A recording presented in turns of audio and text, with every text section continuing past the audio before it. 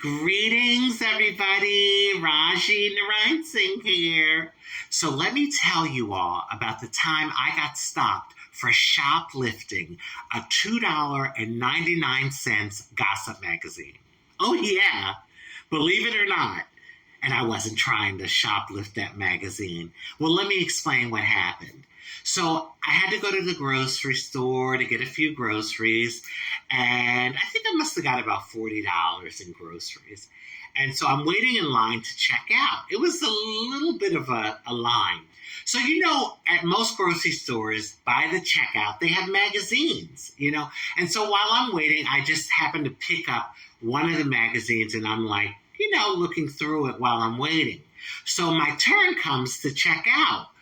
And not conscious of it, instead of putting the magazine back on the shelf, I threw it in my cart, not even thinking.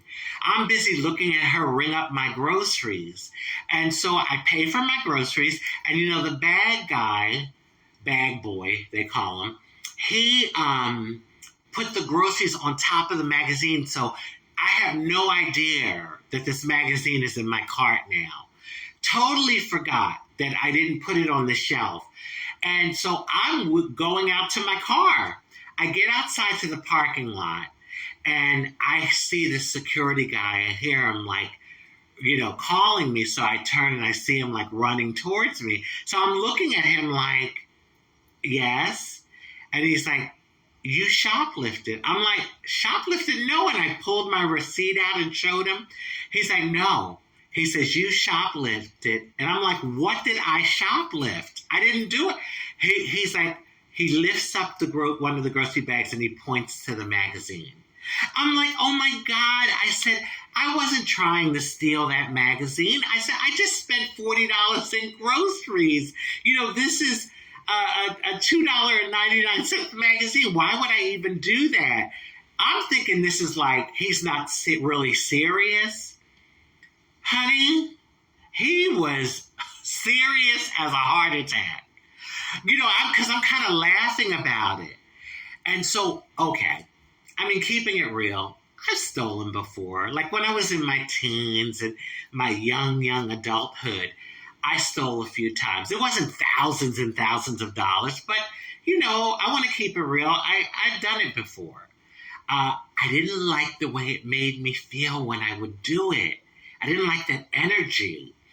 And then I thought about how people had stolen from me and how it made me feel. And I'm thinking well, then if I don't want it done to me, why would I do it to others? So I made a decision that I wouldn't steal. I wasn't going to do that. And so life went on. And this is years later, this happened to me. Well, I guess some people would call it karma. Who knows? Or a fluke freaking thing, because it was. I totally was innocent that day.